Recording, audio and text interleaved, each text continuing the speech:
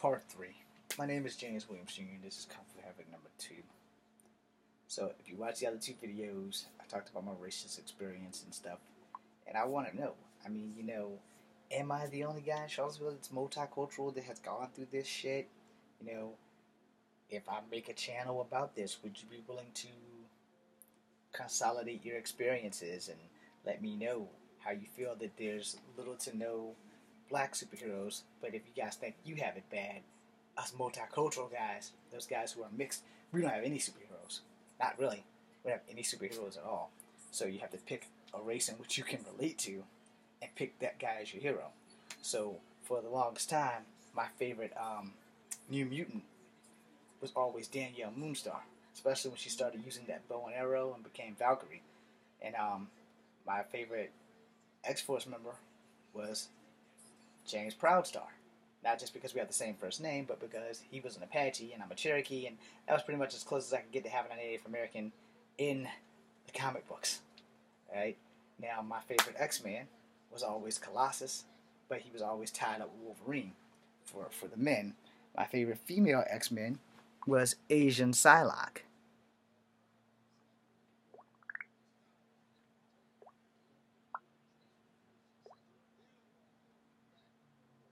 But, it kind of is what it is.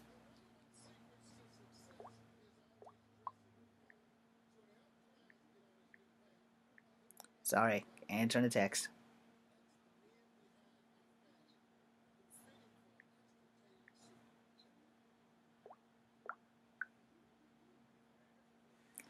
Now, as I said, we we do a lot of things, and heroes come in all shapes, sizes, and apparently not ethnicities. But if I have to take account, Marvel tended to have more people of color than people of non-color. That sounds about as racist as fuck, but I'm gonna point that out. All right. Uh, if you're watching the new Spider-Man, Amadeus Cho is now the Iron Spider for the cartoon. I don't know where the hell he came from in the comic books because in 2008, me and Marvel Comics kind of parted ways in my wallet because they took the story away in a direction that I didn't want to read anymore. And not only did they do it with my X-Men, but they did it with every comic that I liked. Like Guardians of the Galaxy, bam, got rid of that. So there was no more Vance Astro, and that kind of hurt my feelings. And I think they kept Yondu, but I don't know what the hell they did to him. Because he was a hero at first, he wasn't a Ravager. Anyway, they did that with the X-Men. They did that with X-Force, X-Factor. Excalibur was canceled like 3 or 4 times. It came back, they canceled it, it came back, they canceled it.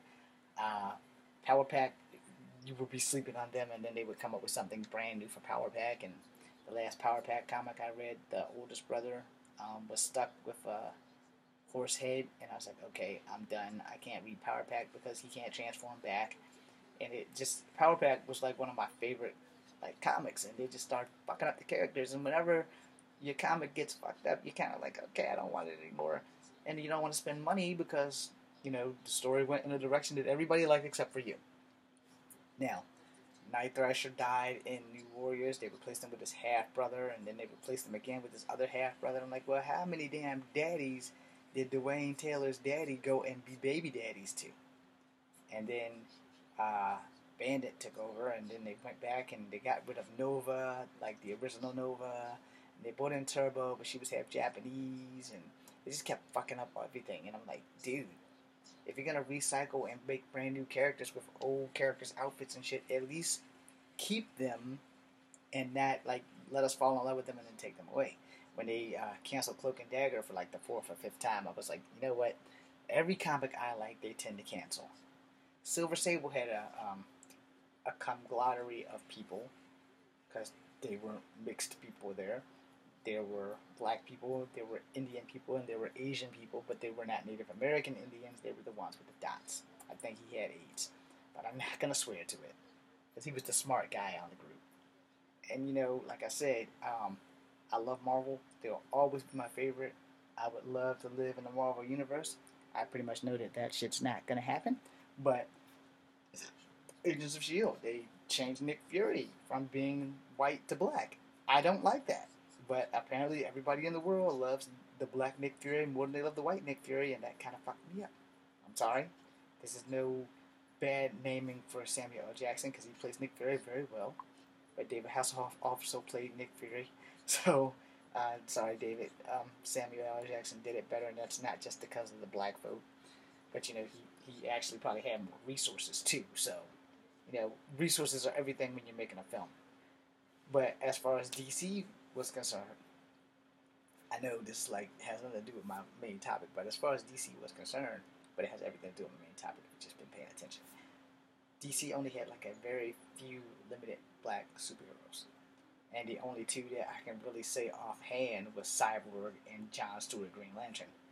Now, outside of that, if there were any other black superheroes in DC Comics, I never read them. There was not a Black Flash. There was no one.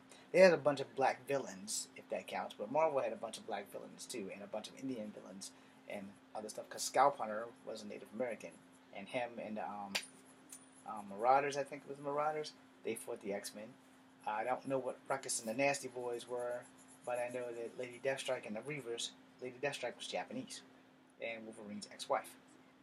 Anyway, if you got off track with that, you're not off track.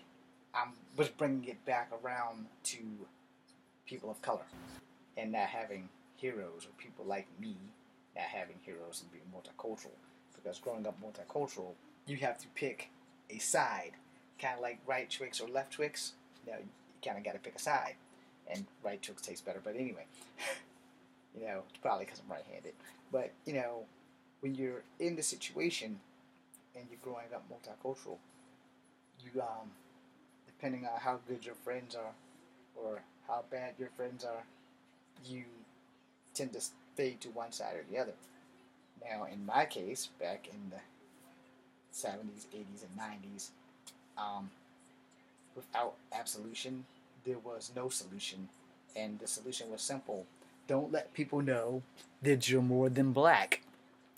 And that still wound up failing me on some level or another, because there's always one. Always. There's always one that can pick you out of the crowd and say, well, that guy's mixed. I know this because it has happened to me. So, if you guys have any stories, or if you would be willing to share or have a forum with this about being multicultural, let me know. But until you just decide to do that, I'm James Williams Jr. This has been 7 and some change minutes of your life that you can't get back, from the actor, the director, the writer, the producer. Did you have no idea who the hell I am? But you will. This is Kung Fu Havoc number 2. Be seeing you.